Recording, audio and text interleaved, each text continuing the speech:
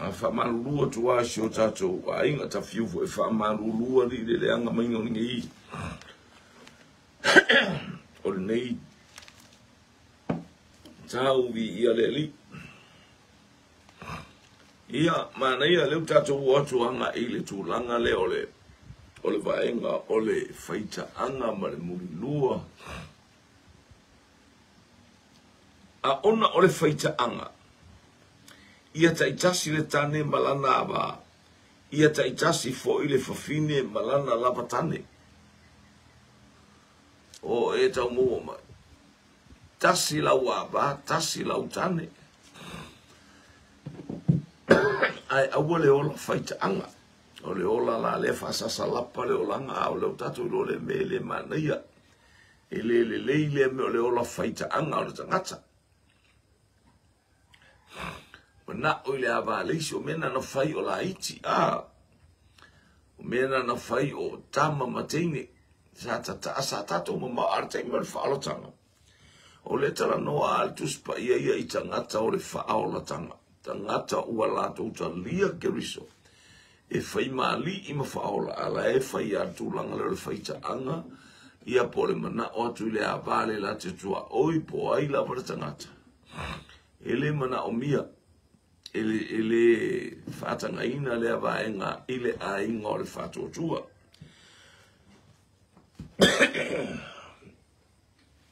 olo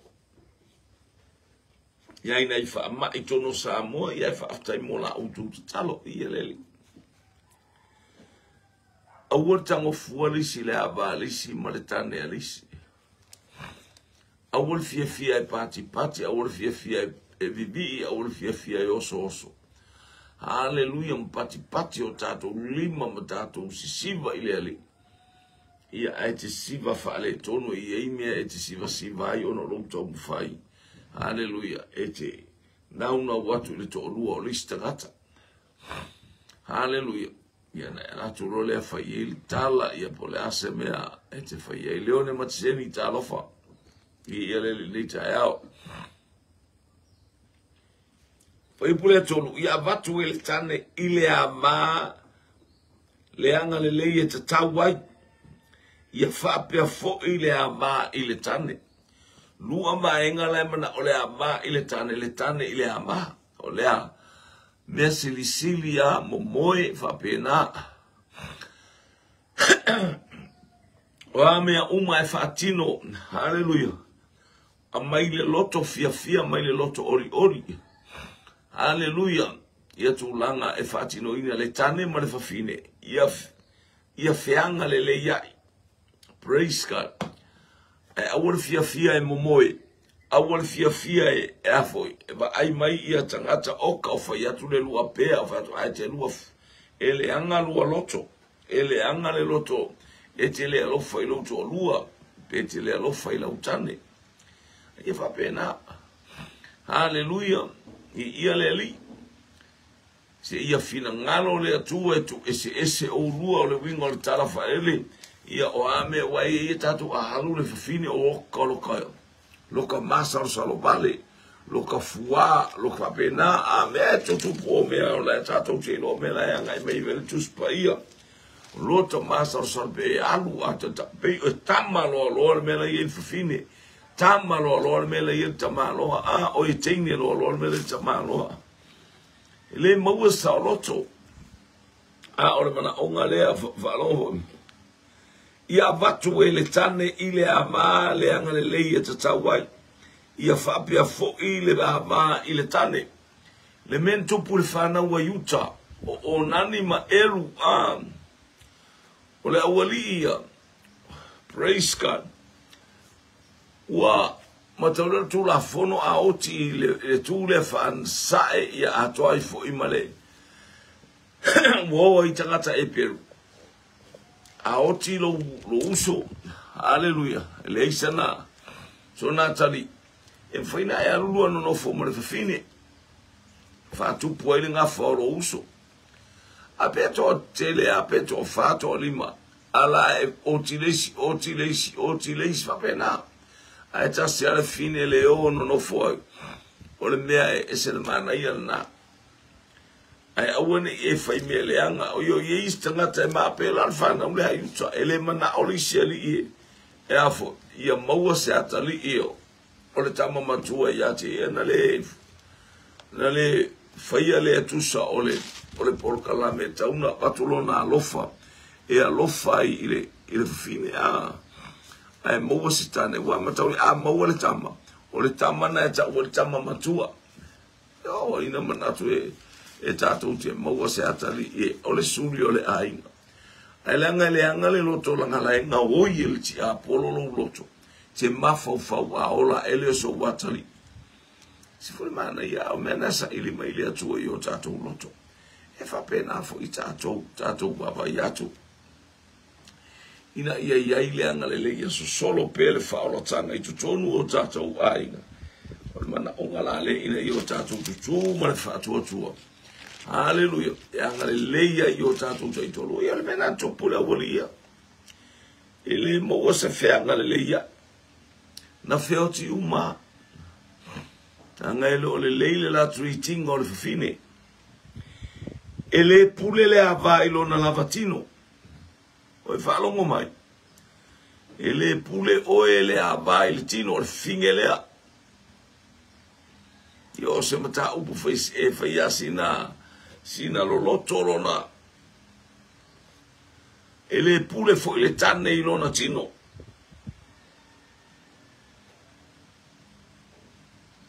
Na o le ava e pule le tino le tane. Alo? Wapena. Hallelujah. Lona winga o tatou loe le upo le atua o tatou tangata matutua. Tangata matua whaarenganga. Hallelujah, taimi mo moe ai ma me va pena ele pure le ave o ele tino o sister ngata pe fai ini si fainga praise God. Pe fai ini si fainga fa aso toma fa ko moro ma me leanga. Ai pule o lo tino e pule ai la wa. Talo fa valo po sima talo fa ne jao. Ele pule o lo tino e pule la utane lo tino. E pule fo ile ava ile tino le tane. E se le mana i. Hallelujah. Praise God. Ia maua ia le mafarafana. E se le mana o le mafarafana le mana o ai. Le apostolo. E vai o le istolu o le apostolo. Ai malama le apostolo ina ua whaale nganga le olanga. Ta umai ia te i tātou. Awha ia le pule. Aua e te manatu maa i lo uto olua, au tātou na o lo uto olua e pule i lo utino ele ave fua pule i le anganga le anga. Le talanoa mai le kalesia lo talanoa le nu ato o koronito, le talanoa mai le kalesia i koronito. O tangata fatu o tua. Ala e o ami o le anga o le kalesia ami o le anga le tau mai el vele. Le ota e tu l'apostolo. Ele ore alufo vai ko duolis. Ele va pena fainga ole o langa fale nganga. Ai matau o ile atua na e no le o follow walo fa mo lo to lua. Moi yo o ame uma fai kai me moi ai. Pule to lua, pule le aba va pena fai me fia.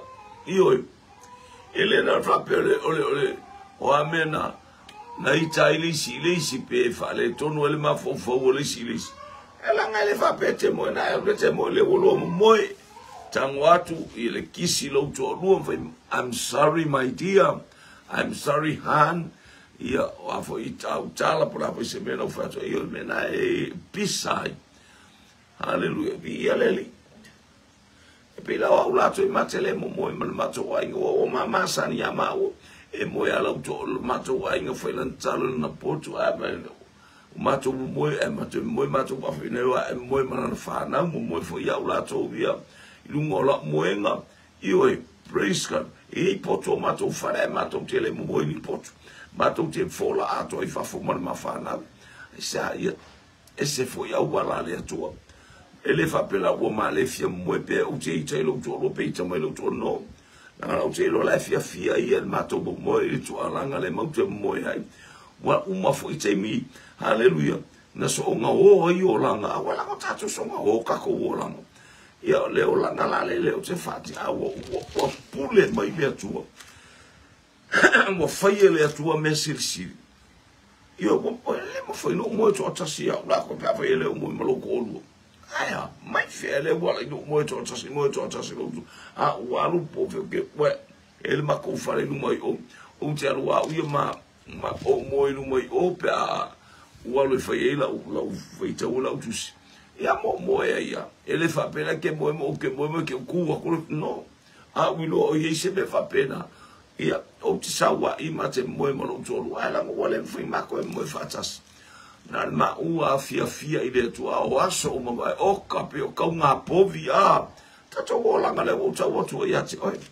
a ina o fasa o loto mai le tua a ka se ori o linga le ngā ruenga le tua aisia o tato o ese mal tu langa vape ia wale la se masa salo fole sia e ori tatu atu abel tabale o taru e wa aso stemi tati aluai ese na ta ita a teine matama o ka le masar salo lo ko o ka lo ka masar salo o ka tato masar salo ai le fa metus pa ia vatu ele tane ila na va ia mai fo ele va ele tane le falo mai fo ele foi puleli mai sen mare na o foi puleli awan ia ele pulele ava ilona lavatino na ole tane e fa pe fo ile tane ele pule ilona lavatino na ole ava ese mangingo pe akako pe avese ya titato tu la fa pe wo ese le ma fo fingo la ka no e fa feran fa mala mala le ole pule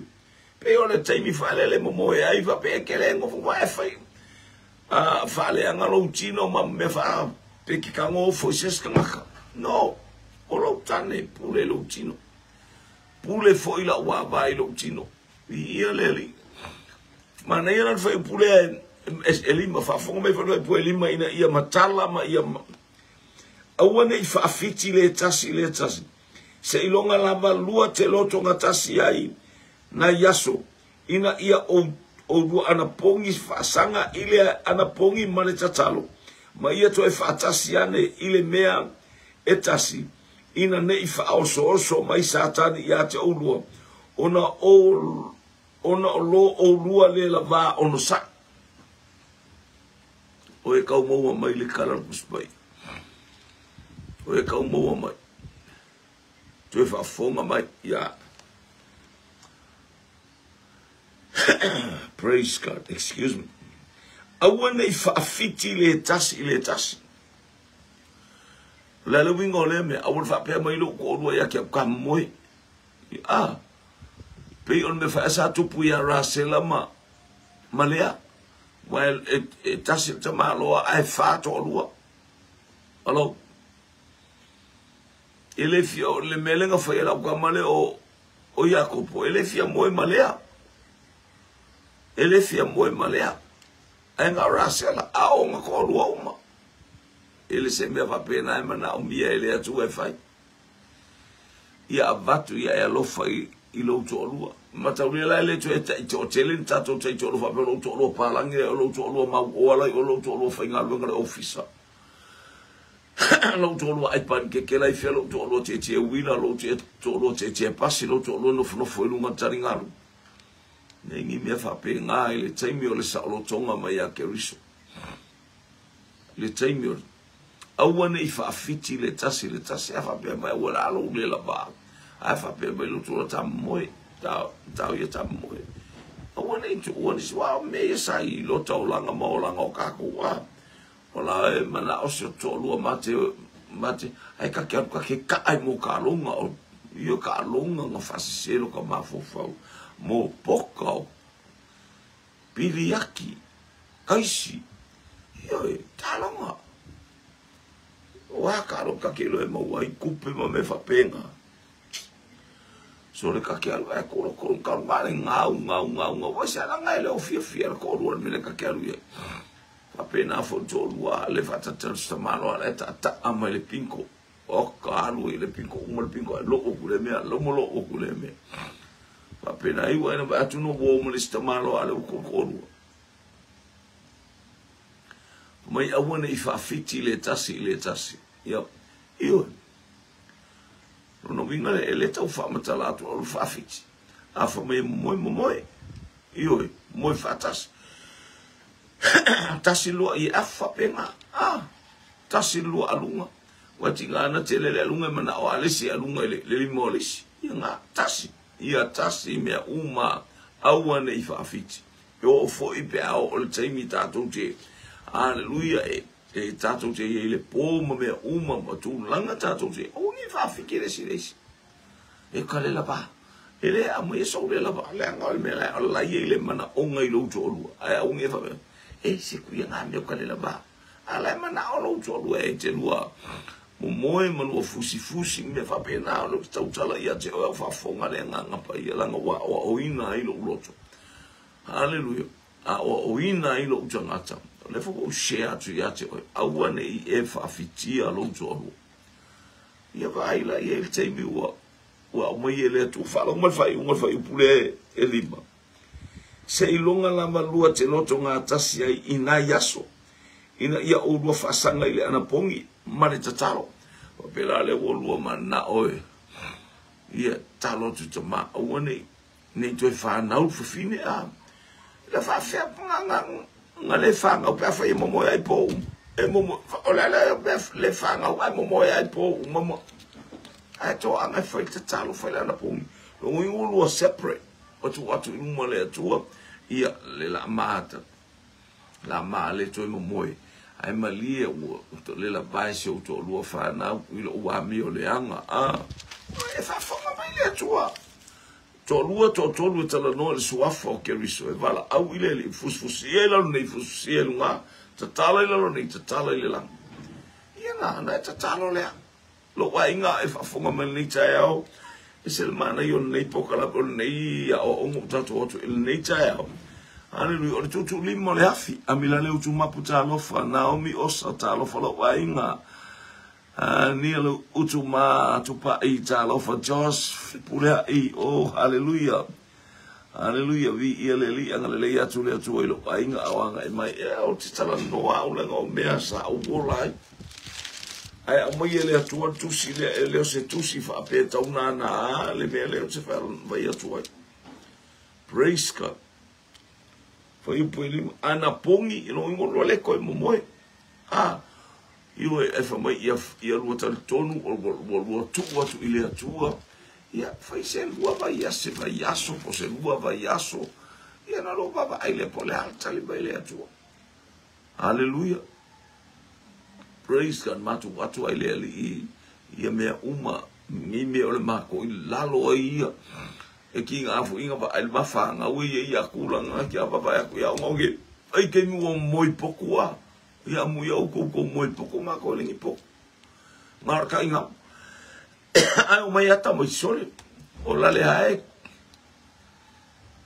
e whaale kongua ia lele ia e selwana I o lea o ino I tātou le upu le atua ina I o tātou tupu maola ma tātou ilo a alolofa o tātou teitolu a fai la to mai le pule manga le mai le to fa longo foi vai pule ina ia o do fa sanga le ana pongi ma talo ma ia to e fa tasi ane ile mea e tasi ina ne fa so ina mai o do sa mai sa tani ia te o do ona lo o do le la vale ono sa e a lo anga pongi ele io or kai me ka unga lua ka o ko fa ka se malu au te ia au ele la ba aya o nga pongi awa ele la ba o sa ia te watu langa lo tato tu e sila fio tato lo le me wa e ole atu ai e sila fie le atu ai ole atu ala te bana o te lo mo e tali mai fo le atu ai le ai ba ya kwa ngale fanga io ati fa pena ole tau te bala o to ma lo fa mai e na foi na o la to mo lo to lo e no fa atu ya te oi wasa vali Wosa wale wana kuse fulu mo kupu kausanga makele mo moe mo lo more than 10 years Iwe. The winga na praise God. Praise ai ya se tu langa fa elo fa pe fia moe melto lo fia ma fan ma o fushi mai ate. Why not? Na me ko. Ona me no wa mala tu spa ya wona fa fitia. awana e whawhitia. Mai se la o ko New Zealand, ma Australia, i kai marulungi a.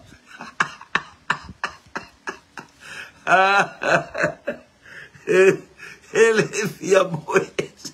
Ya, es hermana, ya, taila ele wingo la utala. Pero wingo la utala, au fasa o loto i tata wele atua.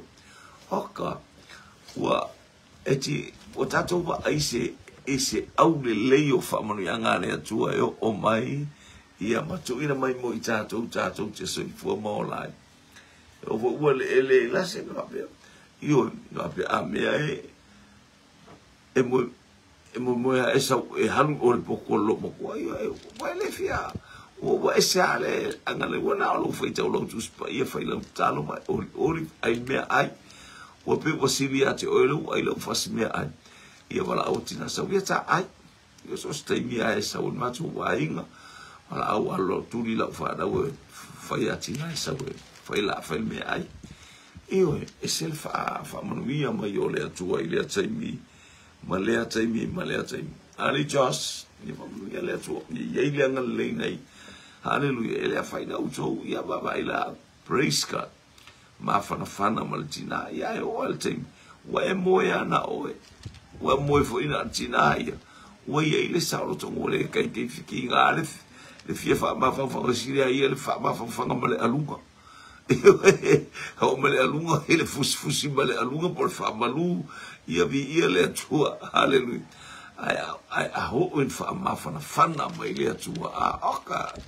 Ese le man pole ale malu te la ngona lo fia ma le tua ilunga al foi talo moltina, talo moltama, ia talo mol fa na le ainga sau le fale le mano le toto. Si va enga na lo ainga to anga sau lo ainga mo fale le mana o le toto Yesu ke bisu.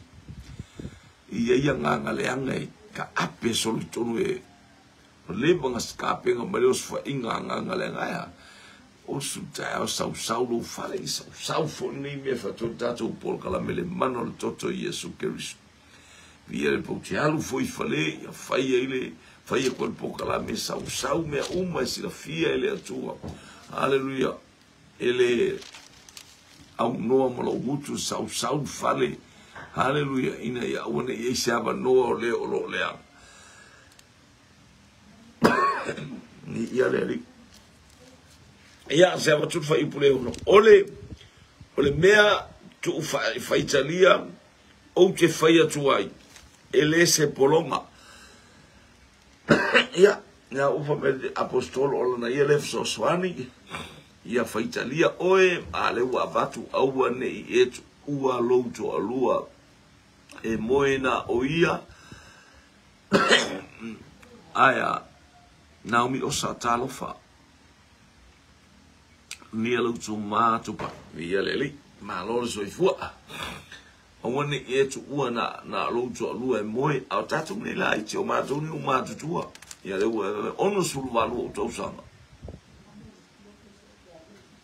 apena o fatu wa mo ongo sulu valu sau ilalo ile ongo se fulu o kau sanga pole lima iwe e faftai ya uia ile anga le leo le tua mele o lota tingana wa atu itangata alata faya e tau fa ai atu ale moe a ai esel mana ia o fa manu yanga le atua ma so ni mai le atua pe o fatu ya te mo tele mo muito no poto te va tu le mela moe le fa na mo tu ala to fo multina na tu ia moe alu ia mai sta mo ti moe mai o fa ya va enga ka kala ko ia fa ya tala mo upu ia mo ya e fo lo ta ulu pe fo ti sina lo ta ulu mo moe ne ya mo sa o lo to ai ma se moe fa pe mo to e alu to e la martina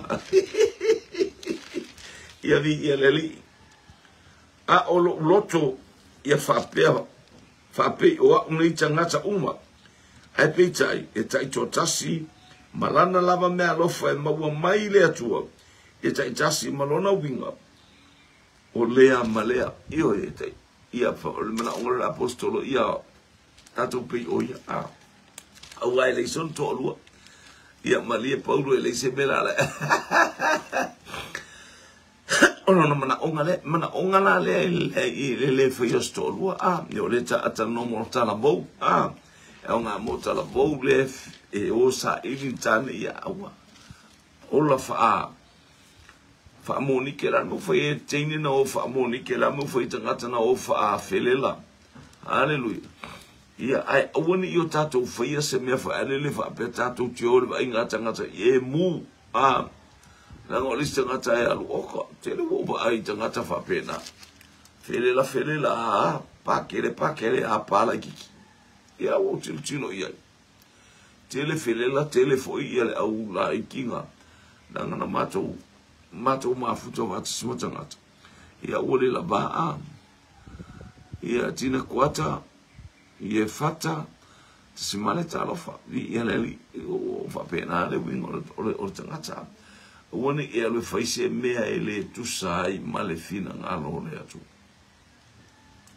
atwa bu moni ia elua o la ule nei upu tangata no fufua mafafine o otia la tu tane ele lei ona la tu no fo pe o unei pe tai a faila tu tele la va o ono ia fai poi la tu o wa e sivil fai poi lo le mui le manao ele mo fufua ia no fale fo mai ia pe o ia le fai mai tangata o titane o ti fo ia la tu baba ia e tauna no fufu ole apo inga au ele fa marosia mai apostolo ia pei o ia ali samo si fo sami ta lofa ia leli ele fa marosia mai apostolo al mana onga apostolo faile to lua ai woni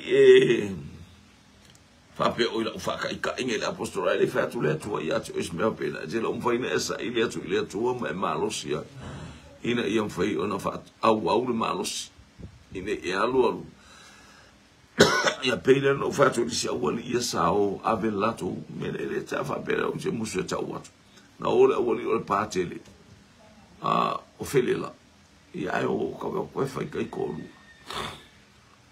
praise God na tama me uli le sa mai papo ni kini le mas no fa tu ma por kala meiste ingo ia io o le patele aia ia ola uno fu mortinti o teni fa sata posa ia leli le fa pego ele finta o te tawa tu ia ilo so ingala ngona la le si le fa tino le aisa ele fina ia ole lunga ia me afa isa ma fo na te me wala tu wole fa ta ofi le fa peu te saude a inga ia le saude a inga te va jo la wole mai ia faile me te tawai faile me to ele faina ta fia la ngona o tino la ngol me faile tu e sota ia il tane ma fi ia le ia ngale le tu ai la ma futa tu lo to lo fa o ta to por kalame